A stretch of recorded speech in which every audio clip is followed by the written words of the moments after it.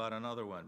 And I'm going to tell you about it through this passage of Scripture, which I think makes 2 points: unforgettable setting and unforgettable suffering.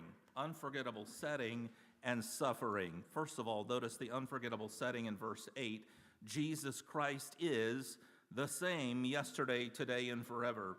We have been for the last many months looking at this book, and just to sort of summarize the whole thing, once again, Jesus is presented through the book of Hebrews right from the beginning all the way to the last words of the book as being superior.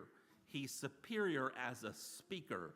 He speaks better of his Father, better, higher, more superior, the most superior to angels, to prophets, to priests.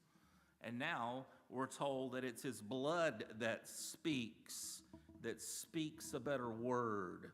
This verse 7, it's interesting to me because it has 3 imperatives in it. Remember, consider the outcome of their way of life, and imitate their faith. Remember. Remember who? Remember your leaders, but not the leaders that are leading that congregation as this letter is being written to them or this sermon is being delivered to them. Remember those who were the first leaders, the ones who first preached the gospel to you and are now dead.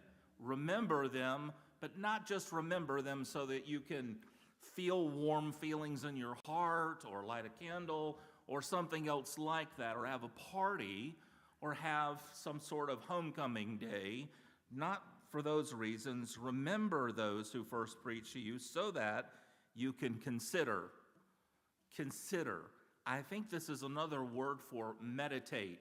When you consider something, you think about it. You mull it over. You chew on it.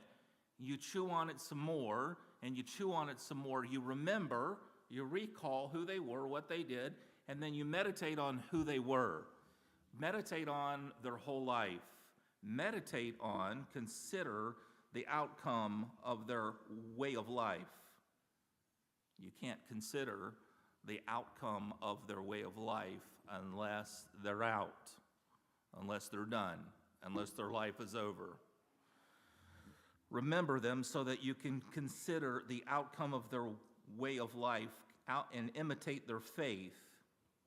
He's asking them to add the people who sort of planted this congregation, the evangelists or the pastor or the elders or whoever they were that first preached the gospel to them when they first believed, gave their life to Christ, baptized them, formed this group or church community, and began their spiritual life following after